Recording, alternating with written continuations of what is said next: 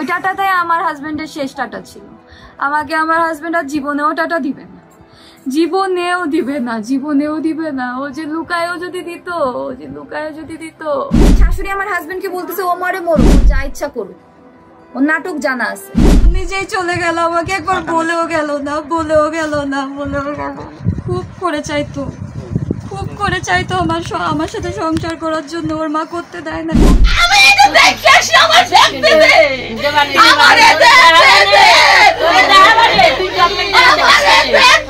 এইমাত্র ফাঁস হয়ে গেল এসপি পলাশের মৃত্যুর আসল কারণ। ইতিমধ্যে পলাশের স্ত্রী সুস্মিতা সংবাদপত্রে এসে পলাশের মৃত্যু নিয়ে যেই ভয়াবহ তত্ত্বগুলো ফাঁস করলো, নিজের ছেলের সাথে কিভাবে টর্চার করতে পারে তার নিজের মা, যার কারণে আজ পলাশ দুনিয়া থেকে বিদায় হয়েছে। তাছাড়াও পলাশের মা, পলাশ এমনকি পলাশের বউয়ের সাথে কি কি অত্যাচার করত, যার কারণে আজ পলাশকে হারাতে হলো সুস্মিতার। তো সবকিছু এই ভিডিওতে আপনারা দেখতে পারবেন। তাছাড়াও ইতিমধ্যে শোনা যাচ্ছে এসপি পলাশকে প্রতিনিয়ত টর্চার করার কারণেই পলাশের মান নাকি ইতিমধ্যে জেল হলো। এমনকি পলাশের স্ত্রী সুস্মিতা তো সরাসরি তার শাশুড়ির ফাঁসি যাচ্ছে। তাই বন্ধুরা, সবাইকে অনুরোধ করতেছি, সবাই ভিডিওতে লাইক দিয়ে চ্যানেলে নতুন হলে অবশ্যই চ্যানেলটিকে সাবস্ক্রাইব করবেন। তো চলুন আমরা বেশি কথা না বলে সরাসরি সেই ভিডিওতে চলে যাই।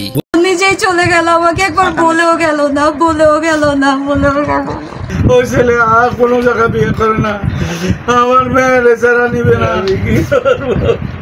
আমার হাজবেন্ড খুব করে চাইতো, খুব করে চাইতো আমার সাথে সংসার করার জন্য। ওর মা করতে দেয় না। ও মুখ খুললো না, ও বলে আমি আমার মায়ের উপর কিচ্ছু বলতে পারবো না, কিচ্ছু না। আমার হাজবেন্ড খুব করে চাইতো, খুব করে চাইতো আমার সাথে সংসার করার জন্য। ওর মা করতে দেয় না। আমি ওর মায়ের হাতে পায়েও পড়ছি যে আমাদের অন্তত এবার একটু স্পেস দেন, সে দেয় নাই। সে বলে আমি মানুষ করেছি আমার ছেলেকে, সেই 34 বছর বয়সী একটা ছেলেকে বাচ্চা ছেলের মতো সে 2.5 বছর ধরে সে ট্রিট করতেছে। তার ঘুম থেকে ওঠা থেকে শুরু করে রাত্রে ঘুমোতে যাওয়া অবধি সে তো পুলিশে ছিল, তারপরে ডিফেন্সের র্যাবে আসছে।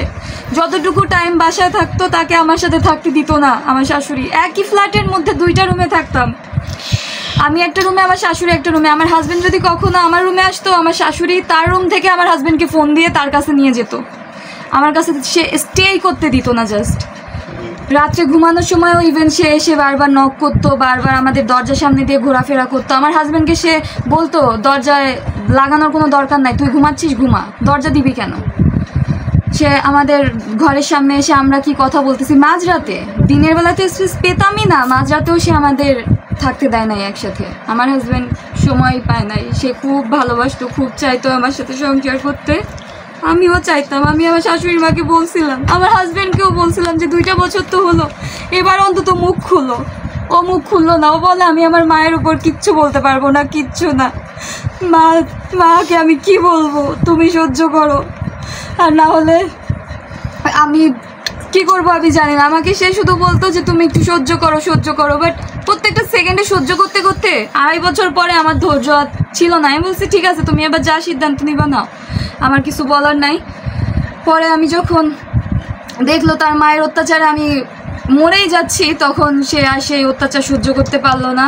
তার মায়ের উপর অভিমান, আমার উপর অভিমান থেকে প্রায় মারধর করতো। ও সেটা ঠেকাতো না। আমার উপরে ওর কোনো অভিমান ছিল না। আমাকে ও প্রত্যেকটা মেসেজ দিয়ে গেছে। আমাকে যে ও টেক্সট করতো হোয়াটসঅ্যাপে, সেই টেক্সটগুলো তো এখনও আছে। সেই টেক্সটের মাধ্যমেও সবাই বুঝতে পারবে যে আমার প্রতি ওর কোনো রাগ ছিল না, কোনো অভিমান ছিল না। ও শুধু বলতো ওর মাকে কিছু বলতে পারবে না, ওর মাকে ও কিচ্ছু বলতে পারবে না। ওর মায়ের অভিমান, ওর মায়ের উপর থেকে মানে ওর মায়ের উপরেও এত অভিমান ছিল, এত কষ্ট ছিল যে ওর মা ওকে বুঝলো না। ও বারবার বলতো যে আমার মা কি বুঝে না যে তার ছেলে কিসে সুখী হবে, ছেলের বউ যদি সুখী না থাকে তাহলে ছেলে কিভাবে সুখী থাকবে। তার মা নাকি বুঝতোই না। সে অনেক বোঝানোর ট্রাই করছে, বাট তার মা বুঝতো না। এক পর্যায়ে তার মা যখন আমাকে ডিভোর্সের জন্য, তার মা লোভী ছিল, সে বলতো যে যৌতুকের জন্য যে গহনা টাকা বাড়ি গাড়ি দিবে তার ছেলেকে, সেরকম মেয়ের সাথে সে তার ছেলেকে বিয়ে দিতে চায়। তো আমার হাজব্যান্ড যেহেতু আমাকে প্রচুর ভালোবাসতো, সে আমাকে পছন্দ করে নিজে বিয়ে করছে, তো আমার হাজব্যান্ড চাইতো না আমাকে ডিভোর্স দিতে। আমি তো নির্দোষ, আমি যদি দোষী হইতাম তাহলে তো আমার হাজব্যান্ড আমাকে ঠিকই ডিভোর্স দিয়ে দিত, সে তো মারা যেত না। কারণ ডিভোর্স তো বর্তমানে অ্যাভেলেবেল, আর এটা খুব প্রচলিত যে বউয়ের সমস্যা, ঠিক আছে ডিভোর্স দিয়ে দিই। আর তার তো এটার ক্যাপাবিলিটি ছিলই। সে আমাকে ছাড়তে চায় নাই, কারণ সে আমাকে বারবার বলতো তোমার কোনো দোষ নাই, তোমারে ছাইড়ে দিলে তো তোমার জীবনটা শেষ। তো না পাইরা ও নিজেই চলে গেল, আমাকে একবার বলেও গেল না। এই স্টকের রোগী আমি 3 বছর আগে স্টক করছি, ব্রেন স্টকে এই সাইড পড়ে গেছিল। রাতের রাম্বাপুরিতে আইতে আনে একটু ভালো হয়েছি। তারপরে তার ভিতরে আমার মেয়েটারে উঠাই দিছি, সে ভালো সার ছেলে, এই ছেলে পাবো না। এই ছেলে নেওয়ার জন্য কত মানুষ ভূমিকা, ওই ছেলে আর কোনো জায়গায় বিয়ে করে না। যাতে অন্তত আমাকে দেয় ওর মায়া বা ওর ভাইরা, ওই জন্য ওই স্বর্ণের কথাটুকু ও শুধু উল্লেখ করছে। আমার হাজবেন্ড যে স্বর্ণের কথা উল্লেখ করে গেছে সে সব স্বর্ণটুকু ওরই কেনা, বিয়েতে যা দিয়েছে ঠিক তাই। রাস্তায় যাওয়ার সাথে সাথে ফোন, মা তুমি আমার যাওয়ার সময় আসলা না, আমি তোমাকে এতবার ডাকলাম যে মা আমি যাচ্ছি বেরোচ্ছি, তুমি তো আসলা না, রাগ হইছো কিসের জন্য হইছো? আচ্ছা মা আমার ভুল হয়ে গেছে। তারপরে ওর মা এসব কিছু করলো যে হ্যাঁ ভুল করছিস, হ্যান ত্যান আর করবি না। ইভেন আমার হাজবেন্ড যদি পথে যেতে যেতে সিঁড়ি দিয়ে নামতে আমরা তো 7 তলার উপরে থাকতাম, নামতে ও যদি ফিরে তাকাইতো, আমি তো দরজায় দাঁড়ানো থাকতাম, সেটা নিয়ে ওর মা ওকে খুব বাজেভাবে অ্যাটাক করতো যে ফিরে তাকানোর কি আছে, বউয়ের সাথে এত কি, বউকে এত লাই দেওয়ার কি আছে, তুই বেরোচ্ছিস তুই বেরোই যা, পিছনে তাকে আবার তাকাতাকি চোখাচোখি করার কি আছে। এটাও বলছে তার মা, আমার শাশুড়ি, সে তার ছেলেকে বলতেছে বউয়ের সাথে চোখাচোখি কেন করিস। ওই টাটাতে আমার হাজবেন্ডের শেষ টাটা ছিল। আমাকে আমার হাজবেন্ড আর জীবনেও টাটা দিবে না, জীবনেও দিবে না। ও যে লুকায়ও যদি দিত,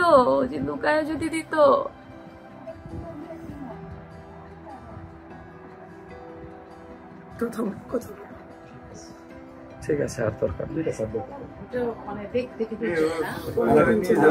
আচ্ছা মা, এই যে আমি বলি আরেকটু বলো। ওই দিনকে দুপুরে ওর মাকে যখন মানাইলো যে মা আমার ভুল হয়ে গেছে আর টাটা দিব না, তখন ওর মা আরো ব্লেম করলো যে তুই যে বাজার থেকে মাছ আনছিস তোর বউ না মাছের পিস গুলা ছোট করছে, অথচ মাছ কিন্তু কাজের মহিলা ওয়াশ করে দিয়ে গেছে। আমার ভুলটা কোথায় হয়েছে, আমার শাশুড়ি মা কাজের মহিলাকে বলে দিছে যে আমাকে যেন মাছ টাছ ধরতে না দেয়, দেখতেও না দেয়। কাজের মহিলা মাছ ধুয়ে যাবে, ও ফ্রিজে তুলে রেখে যাবে, উনি ওনার মতো রান্না বান্না করবে। কারণ কি, আমার হাজবেন্ড হচ্ছে মাছের পিসগুলো বড় বড় করে আনতো। সে খুব ভালো ছিল, সে তার মাকে বউকে খুব ভালো রাখার চেষ্টা করতো, প্রত্যেকটা সময় প্রত্যেকটা সেকেন্ডে চেষ্টা করতো তার মাকে আর বউকে ভালো রাখার। কিন্তু ওই যে বড় বড় পিস করে আনতো তো আমার হাজবেন্ড মাছের, তো আমার হাজবেন্ডের জন্য আমার শাশুড়ি মা বড় পিস গুলা রেখে, আর সে বড় পিসই খেতো, রান্না করে সে খেয়ে নিত। যখন আমার হাজবেন্ড অফিসে থাকতো আমার হাজবেন্ড দেখতো না যে তার মা খেয়ে নিচ্ছে, আর আমাকে যেহেতু মাছ দেখতে দিত না, তো আমি তো জানতেছি না কয়টা পিস বা কি রান্না করছে। আর যে বড় পিস গুলো ওইগুলোকে 4টা খণ্ড করতো, বড় পিস গুলোকে কেটে আমার শাশুড়ি মা 4টা ভাগ করতো। তার ছেলেকে কি দেখাইতো যে তোর বউকে একটা ভাগ দিচ্ছে আমিও একটা ভাগ খাচ্ছি, আবার রাত্রে তোর বউকে একটা ভাগ দিচ্ছে আমি একটা ভাগ খাচ্ছি, অথচ সে যে দুপুরে রান্না করে খেয়ে নিচ্ছে এইটা আমার হাজবেন্ড আর জানতো না। সে জাস্ট তার ছেলের সামনে ভালো সাজার জন্য এই কাজটা করতো, ওই জন্য আমার সংসারের কোনো কাজ আমাকে লাস্টের দিকে ধরতেই দিত না। আর ওই যে ডিভোর্স, আমার হাজবেন্ড মারা যাওয়ার আগে তার অফিসের বসকে ওই যে 6 মে ওই কারণে মাছ কাটাকাটি নিয়ে যে ঝামেলাটা, ওইটা নিয়ে আমার আর সহ্য হলো না, আমার সহ্যের সীমা অতিক্রম হয়ে গেল। যে সকালে টাটা নিয়ে তার এক কাহিনী, আবার মাছ নিয়ে, যেটা আমি করি নাই, টোটালি মাছ পিস ছোট করি নাই, মাছ ধরি নাই, কাজের মহিলা ধুয়ে দিয়ে গেছে, কাজের মহিলার সামনে আমি প্যাক করে জাস্ট উঠায় রাখছি, আর কিচ্ছু করি নাই। আমি দুপুর 2:30টার সময় আমার আর সহ্যের বাঁধ ভেঙে গেল। আমি আমার হাজবেন্ডকে বললাম যে আমি আসতেছি, আমি তোমার অফিসে আসতেছি, আমি কথা বলবো, তুমি যদি আমাকে ব্যবস্থা না করো, আমার একটা ডিসিশন দিতে হবে। 2.5 বছরে আমার আর সহ্য হচ্ছে না, আর আমার সহ্য নাই, আমার সহ্যের সীমা লঙ্ঘন হয়ে গেছে, কি নিয়ে থাকতে হবে, না হলে তোমার মাকে 6 মাস তুমি তোমার আরো 2 ভাইয়ের কাছে রাখো, 6 মাস তোমার কাছে রাখো, যেহেতু অনেক ডিস্টেন্স চিটাগাং থেকে গোপালগঞ্জ, এটাও আমি মাথায় রেখে তাকে বলছি। সে বলে যে না, আমি তো আমার মাকে ছাড়া একটা দিনও থাকবো না, একটা দিনও না। পরে আমি বললাম যে আচ্ছা ঠিক আছে আমি আসতেছি। এই শুনে সে অফিস থেকে চলে আসছে, কজ অফিস আর বাসা পাশাপাশি ছিল, চলে আসছে। পরে আমি বললাম, আমাকে বাসায় এসে বললো কি তুমি কোথাও যেও না, আমি বললাম আমি যাবো, আমি সুইসাইড করতে যাবো, আমি সুইসাইড করতে যাবোই যাবো, তুমি আমাকে আটকাইতে পারবা না। তো আমাকে যখন সে আটকাইতে গেল, আমি লিফটে উঠতে গেছি, লিফটে উঠতে দিল না, বলে যে না তুমি যেও না। পরে আমি সিঁড়িতে নেমে যাচ্ছি, নেমে যেতে যেতে আমার হাজবেন্ড যে শুনছে আমি সুইসাইড করতে যাচ্ছি, আমার হাজবেন্ড আমার পিছন আসতেছিল যে না না তুমি এটা করো না। ওর মা ওই মুহূর্তে ওকে পিছন দিয়ে ডাক দিছে, এই তুই না খেয়ে যাইতে পারবি, ও মরে মরুক। আমার শাশুড়ি আমার হাজবেন্ডকে বলতেছে ও মরে মরুক, ও যা ইচ্ছা করুক, ওর নাটক জানা আছে। ওকে আসতে দিল না। আমি আমার মতো চলে গেলাম, ওর অফিসে যে বসে আছে ও দেখে আসে না। আমি তো শুনে আসছি যে ওর মা ওকে খাইতে বলতেছে। তো দেখি 45 মিনিট পরে ওর অফিসে আসছে। তো এই মুহূর্তে যখন 45 মিনিট পর ও গেল, আমি তখন ওকে জিজ্ঞাসা করলাম যে তুমি কি ভাতটা খেয়ে আসছো? বলে যে হ্যাঁ মা খাইয়ে দিয়েছে। আমি বললাম তোমার বউ তুমি শুনলা যে সুইসাইড করতে যাচ্ছে, তো তোমার মা ত্রিভক্তি এত বেশি যে তোমার বউ মরলে মরুক, তুমি ভাত খেয়ে আসলা তোমার মার হাতে, তাহলে তুমি কেন আসলা? বলে তা আসবো না, তোমাকে নিতে আসবো না। আমি বললাম আমি যদি সত্যি সুইসাইড করতাম, তোমার বস আর বসের বউ না থাকলে তো আমি সুইসাইডই করতাম। তো ভালো কথা। এরপরে ওর বস আর ওর বসের বউ বোঝাই ঠোচায়া অনেক ইয়াটিয়া করলো, ওকেই বোঝাইলো বেশি যে ভাই আপনি বিয়ে করছেন, আপনার তো একটু বুঝতে হবে, আপনি আপনার ওয়াইফকে কিছুদিন আমাদের কাছে রেখে যান, আমার ওয়াইফের সাথে ও থাকুক। আপনার মাকে যে আপনি বোঝান যে এই মেয়েটার যদি এখন কিছু হয় আমার চাকরি কিন্তু শেষ। ও আমার হাজবেন্ড বললো যে ভাই আমার মাকে বুঝায় লাভ নাই, আমার মা চায় আমাদের ডিভোর্স হোক। সো এই পজিশনে আমার মাকে ওইটা বুঝায় লাভ নেই যে এই মেয়েটার ক্ষতি হইলে কি হবে না না হবে। আমার মা চায় ওর ক্ষতি হোক, ও মরে যাক বা ও চলে যাক, ওর আমার সাথে ও ডিভোর্স হয়ে যাক। এটা বলার পর ওর বস আর কিছু বললো না, বললো যে ভাবি আপনি এখানে 3-4 দিন থাকেন আমার ওয়াইফের সাথে। পরের দিন আমাদের রাত্রে 9:30টার দিকে আমাদের বাসা নিয়ে আসলো 6 মে আমার হাজবেন্ড। আমরা রাত্রে সব ঠিকঠাক করে আমরা ঘুমোলাম। পরের দিন সকালে আমার শাশুড়ি মা আবার শুরু করে দিল। ওই দিনকেই শেষ। ঝগড়া হলো, অনেক চরম পজিশনে ঝগড়া হলো। ওই দিনকে আমার হাজবেন্ডের সাথে আর কথা হয় নাই। এই যে ওর মা আমাকে মারছে, এই যে দাগ। স্বর্ণ আমার হাজবেন্ড খুব সৎ মানুষ ছিল। ও আমাকে আমার বিয়ের ভিডিও তো বর্তমানে ফেসবুকে ঘোরাফেরা করতেছে। ওই বিয়ের ভিডিওতে যতটুকু স্বর্ণ অতটুকুই স্বর্ণ স্টিল আছে। 2 বছরে আর কি হবে, স্বর্ণ কিছুই নাই। কিন্তু ও এটা উল্লেখ করছে কারণ ও আমাকে প্রচন্ড ভালোবাসতো। ও জানতো, ওর মাকে চিনতো, ওর ভাইদেরকে চিনতো, ওর বোনদেরকে চিনতো যে ও না থাকলে ওর অবর্তমানে ওর কিচ্ছু আমাকে তারা দিবে না, কিচ্ছু না, কিচ্ছু না, কিচ্ছু না। যার কারণে ওইটা উল্লেখ করে গেছে যে ও তো আমার বউ ছিল, আমাকে তো খুব ভালোবাসতো, ওই জন্যই স্বর্ণের কথাটুকু উল্লেখ করে গেছে। ও আমাকে ভালোবাসতো জন্যই শুধু ওই স্বর্ণটুকু যাতে অন্তত আমাকে দেয় ওর মায়া বা ওর ভাইরা, ওই জন্য ওই স্বর্ণের কথাটুকু ও শুধু উল্লেখ করছে। আমার হাজবেন্ড যে স্বর্ণের কথা উল্লেখ করে গেছে সে সব স্বর্ণটুকু ওরই কেনা। বিয়েতে যা দিয়েছে ঠিক তাই, আর একটুও না, আর কিচ্ছু বেশি হয় নাই। 2 বছর বিয়ে হয়েছে আমাদের। আমার বাবা মাও দিয়েছে আমাকে বিয়ের সময় 1 সেট, আর সে দিয়েছে 1 সেট। এই স্বর্ণ বলতে শুধু এই। ওর আর আমার সম্পর্কের মধ্যে আমাদের পার্সোনাল কোনো ইস্যু নিয়ে আমাদের কখনো ঝামেলা হতো না। আমাদের একমাত্র ঝামেলার কারণ আমার শাশুড়ি বাধাই দিত। শাশুড়ি আমাদের ঝগড়ার কারণটা বাধাই দিত। আর আমার হাজবেন্ড আমাকে এত ভালোবাসতো, আমি যদি খুব খারাপ হতাম আমাকে তো ভালোবাসতো না, এতই ভালোবাসতো। ও মৃত্যুর সময় হাতে যে ঘড়িটা পরা ছিল ওইটা আমি দিয়েছিলাম বিয়েতে। আচ্ছা, 2.5 বছর আগে আমাদের বিয়ে হয়, ওর সাথে আমার মিট হওয়ার পরে ওই ঘড়িটা আমি ওকে দিয়েছিলাম। ও যে জামাটা পরা ছিল ওইটা আমার বাবা দিয়েছিল। ও সব সময় বলতো তোমার চিহ্ন আমি ছাড়বো না। আমি ওকে যে জুতাটা কিনে দিয়েছি এবার পুজোর সময়, দুর্গা পুজোর সময়, ওই জুতাটাই ও পরে শেষ হচ্ছে। আমার দেওয়া জিনিস পরেই ও গেছে। না ভাই, জাস্ট ভাবতেছি যে পলাশ সাহা কিভাবে টিকেছে ভাই। পলাশ সাহা এর মধ্যে আমার নিজের বাসায় বসে থেকে বউ শাশুড়ির কথাবার্তা শুই না, আমার নিজের কাছে পাগল পাগল মনে হইতেছে, মনে হচ্ছে আমি পাগল হয়ে যাব ভাই। এদের এত অভিযোগ, বউয়ের এত অভিযোগ, শাশুড়ির এত অভিযোগ, অভিযোগের শেষ নাই ভাই। মানে ওর মধ্যে টিকে থাকা কঠিন ব্যাপার ছিল আসলেও। 2-2.5 বছর কিভাবে টিকে থাকলো মাথায় আমার ধরতেছে না। মানে এদের একজন মানুষ চলে গেছে, আপনি যাই মনে করেন ভাই, 2 জনের 1 জনের মধ্যেও কিন্তু আমি দেখতেছি না 2 জন 2 জনের জায়গায় সাধু ভাই। কেউ কোনো দোষ করে নাই, মানে সে সাধু অপরজন দোষী, সে সাধু অপরজন দোষী। পলাশের সেই দিন কি ঘটনা ঘটেছে আমি আপনাদেরকে বলবো। হ্যাঁ, পলাশ মা ভক্ত ছিল এবং ভাই আমি মেয়েটা বলতেছে যে 6 মাস আমি আমার শাশুড়ির প্রচণ্ড পরিমাণে সেবা করেছি, কিন্তু এই মা ভক্তি দেখে দেওয়ালে পিঠ ঠেকে গেছে। মানে শেষ পর্যায়ে মেয়েটা সত্যি সত্যি মেয়েটার মুখ থেকে বলল যে আমি বলেছিলাম মাকে 6 মাস অন্য ভাইয়ের বাসায় পাঠায় দাও, 6 মাস আমাদের সাথে থাকবে। এবং পলাশ সাহার মানে যে মা আছে সে নাকি চাইতো যে এদের মধ্যে ডিভোর্স ছাড়াছাড়ি হয়ে যায়। দর্শক শ্রোতা, কিছু পয়েন্ট আমি নোট করেছি ভাই। মাছ কাটা থেকে শুরু করে মাছ ছোটো করে টুকরো করে কাটলো কেন, তাদের ঝগড়া ঝামেলার অবস্থা কোন লেভেলের, আমি কয়টা পয়েন্ট বলি বুঝবেন যে আপনি বলবেন যে ভাই থাক, এই টপিক আর আমার ভালো লাগতেছে না, বিরক্ত লাগবে আপনাদের কাছে। বইয়ের অভিযোগ শুনেন, কে কার চুলের মুঠি ধরেছে ভাই, কে কার চুলের মুঠি ধরেছে জানি না।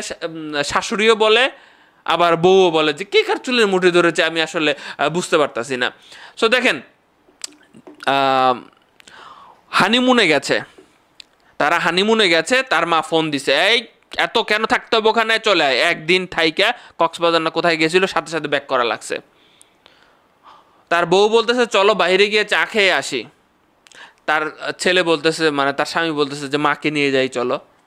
তার স্ত্রী বলতেছে যে না, মাকে নিয়ে যাওয়া যাবে না, তোমার মাই তো অশান্তির মূল। কি একটা অবস্থা, আমরা একা একা যাই চলো। সেই চা খাওয়া ক্যান্সেল লাগিয়ে করে দিছে। ঘটনার দিন একটা ঘটনা ঘটেছে, যেটা আসছে টাটা। এই দেখেন, যাওয়ার আগে বউকে টাটা দিয়েছে পলাশ সাহা, কি জন্য? এটা নাকি তার মায়ের পছন্দ না, টাটা দেওয়া পছন্দ না। এইটা নিয়ে তার মা বলে নাই যে বাবা ঠিক মতো বাড়িতে আইসো, মন খারাপ করে বসে আছে, ছেলে এতটা ভালো, রাস্তায় যা, মা তোমার মন খারাপকে, মা কথা বলবে না, এই সেই না। মানে টপিকগুলো দেখেছেন, যে জায়গায় যাইতো মাকে নিয়ে যাইতো ঘুরতে। এমনকি মা নাকি এতটা নজরদারি করতো যে রুমের ভিতরে তারা স্বামী স্ত্রী রয়েছে, এই লাইট জ্বলতেছে কেন, টপিক দেখছেন? মানে স্বামী স্ত্রীরে একসাথে সময় কাটাইতে দিত না। এবং ওর স্ত্রী বারবার স্বামীরে বলতো যে আমাদের এক্সট্রা সময় কাটানোর দরকার, তুমি তোমার মারে বলো। কিন্তু মা ভক্ত পলাশ এটা কি বলতে পারে বা মাকে দূরে রেখে আসতে পারে? অবস্থা মানে এরপর হচ্ছে দরজা খুলে দিবে কে, বউ দেবে না শাশুড়ি দেবে, এইটা নিয়ে তাদের ঝামেলা। বাড়িতে পলাশ আসলে দৌড় পড়া যায়, তার শাশুড়ি নাকি তার ধাক্কা দিয়ে দরজা খুলে দেয়, এরপরে থেকে সে দরজাই খোলে না। এইটা নিয়ে তাদের ঝামেলা। অবস্থা দেখেন ভাই। তারপরে বাসার ভিতরে আসলে পানি নিয়ে হাজির বউ, পানি নিয়ে হাজির তার মা। এখন কার হাতের কোন গ্লাসে পানি খাবে? অবস্থা দেখছেন? মানে দুইজন 6 মাস পর থেকে এই দুইজনের মধ্যে প্রতিদ্বন্দ্বিতা তৈরি হয়ে গেছে। পলাশের মা সবসময় চাইতো যে আমাকে প্রায়োরিটি দেবে, বউ সেকেন্ড অপশন, আমাকে আগে প্রায়োরিটি দিতে হবে, আমার হাতের গ্লাসের পানি আগে খাইতে হবে, আমি যে রান্না করব সেটা খাইতে হবে। আমি যদি বাসায় মানে অনেক কিছু খাইতো না তার মা, সে বাসায় অনেক কিছু রান্নাই বন্ধ হয়ে গেছে, আমি যা খাবো তারা তাই খাবে। অবস্থা দেখেছেন ভাই? অবস্থা দেখেছেন? বৌমাকে বাচ্চা নিতে বলতো, বাচ্চা টাচ্চা নিয়ে এনে তাহলে তোর বৌমা বাচ্চা কাচ্চা নিয়ে বিজি থাকবে, আমি আর তুই গল্প করব। রাস্তায় বেরোইতো, মায়ের হাত ধরে সে চলাফেরা করতো, বউ পিছনে। কমপ্লেন শুনেন। তারপরে বাসায় 3 জন মানুষ গল্প করতো, মা ছেলে, বউ আসলে গল্প স্টপ। শুনেন, ঝগড়ার কয়েকটা টপিক আমি বলতেছি, তাদের ঝামেলার টপিক আমি বলতেছি। তবে আমি বলবো যে মেয়েটা বলতেছিল যে 6 মাস পরে আমি বিরক্ত হয়ে গেলাম, দেয়ালে পিঠ থেকে গেল। মানে 6 মাস পরে থেকে সেও মানে চেষ্টা করতেছে যে দেখি বউ পারে না শাশুড়ি পারে। একটু আমি চিন্তা করছিলাম যে ভাই ধৈর্য, মানে এত ধৈর্য কম, 2-4-5 বছর যাবে তারপরে তো না হয় দেখবে। 6 মাস পরে থেকেই তাদের মধ্যে লেগে যায়। মানে অশান্তি ছিল ভাই প্রচুর পরিমাণে। ছেলেটা সবসময় পড়াশোনা করতো, নাকি 8টা সরকারি চাকরি হয়ে গেছে, 4টার ভাইভাতে যায় নাই, প্রচুর পড়াশোনা করতো, মানে খুবই মেধাবী। হয়তো ভাই দুনিয়াদারি সম্পর্কে তার কম ছিল। পড়াশোনা যখন করেছে, ফোনে মায়ের সাথে কথা বলেছে, আর কারোর সাথে কথা বলে নাই। হঠাৎ করে এই মেয়েকে দেখেছে, ভাল লাগছে, এই মেয়েকে বিয়ে করব। বিগত 50 বছরে মনে এরকম ধুমধাম করে বিয়ে শাদী হয় নাই, এইভাবে ধুমধাম করে বিয়ে শাদী করছে। এবং বিয়েতে যে গহনা দেখেছেন, ভিডিওতে আপনারা দেখেছেন, সেই গহনার কথাই বলতেছে। আমরা যেটা বলতেছিলাম যে সে গহনার কথা কি লিখে গেছে, আসলে সে চাইছিল যে তার স্ত্রী যাতে কিছু পায়, এই জন্য হয়তো বা গহনা বলতেছে, মেয়েটা বলতেছে গহনা অনেক কিছু না, অনেক না, আপনারা দেখতে পাবেন। মানে দুইজনের কথাবার্তা শুনলে আমি পাগল হয়ে যাচ্ছি যে যদি মানে আমাদের সমাজ যেরকম আছে ভাই, অনেক হয়তো কমেন্ট বক্স দেখলে বোঝা যায় অনেকেই নাকি, অনেক মাই নাকি আসলে ছেলের বউকে প্রতিদ্বন্দ্বী ভাবে। ঠিক আছে। তারপরে অ্যান্ড্রয়েড ফোন, মা বলছে যে আমি অ্যান্ড্রয়েড ফোন চালানোর খুব শখ। ছেলে চাকরির বেতন পেয়ে অ্যান্ড্রয়েড ফোন কিনে দিছে, সাথে সাথে বাড়িতে যাচ্ছে। তার ছেলে খুশি হওয়া বাদ দিয়ে তার মা বলতেছে যে এইটা বেশি দামি নাকি তোর বউকে যেটা কিনে দিয়েছি সেটা বেশি দামি। কি মানে জাস্ট ভাবেন যে তাদের মধ্যে ঝামেলার টপিকগুলো আমি কতগুলো সাজায় রাখছি, সেগুলো আমি বললাম। আমি এগুলা চলতেছিল এতদিন, এগুলা চলতেছিল। এগুলো চলার পরে পলাশ সাহা মানে সে মাকেও ছাড়তে পারবে না, বউকেও ছাড়তে পারবে না। এদিকে পলাশের মা বলতেছে যেমন বউরে ডিভোর্স দিয়ে দে, আর বউ তো প্রতিনিয়ত বলতেছে যে আমাদেরকে একা থাকতে হবে, একা থাকতে হবে, আমাকে একা সময় দিতে হবে। বলতেছে যে একটা বয়সের গ্যাপ রয়েছে, এই জন্য সে আমারে বুঝে না, পলাশ বুঝে না, ভালোবাসে ঠিক আছে, বুঝে না, তার ভালোবাসা গুপ্ত ভালোবাসা। অবস্থা বুঝছেন? এগুলো বলে টপিক তাদের ছিল। আমি জানি ভাই, কথাগুলো বলছি আমি, আসলে প্রকৃতপক্ষে ওই জায়গায় থাকলে আমিও দুইটারে মেনটেন করতে পারতাম না। তবে পলাশ ভালো কাজ করে নাই। বন্ধুরা, এতক্ষণ থেকে পুরো ভিডিওটি ধৈর্য সহকারে দেখার জন্য আপনাদেরকে অসংখ্য ধন্যবাদ। পুরো ভিডিওতে দেখতেই পেলেন পলাশের স্ত্রী সুস্মিতা সংবাদপত্রে এসে পলাশের মৃত্যু নিয়ে কি বলল। তার শাশুড়ি নাকি তাকে খেতে পর্যন্ত দিত না, এতটাই অত্যাচার করত। তার স্বামীর সাথে কোথাও ঘুরতে যাওয়া, মেলামেশা করা, এমনকি ফোন করা পর্যন্ত বন্ধ করে দিতে বলেছে। প্রতিনিয়ত নাকি তার বউকে মারামারি করত পলাশের মা। তাছাড়াও পলাশকে ফোন করে বিভিন্ন রকম কথা বলার কারণেই পলাশ ডিপ্রেশন হয়ে যায়। বিয়ে করার পর থেকেই যেন পলাশের মাথায় নেমে আসছে এক কালো মেঘ। করতে হচ্ছে তাকে প্রতিনিয়ত টানা 2 বছর ডিপ্রেশন। এত চাপ সহ্য করতে না পেরে দুনিয়া ছেড়ে চলে যায়। বুঝতেই পারছেন কত মর্মান্তিক একটি বিষয়। তো যাই হোক, পুরো ভিডিও দেখে আপনাদের মূল্যবান মতামত জানাবেন কমেন্ট বক্সে। আল্লাহ হাফেজ।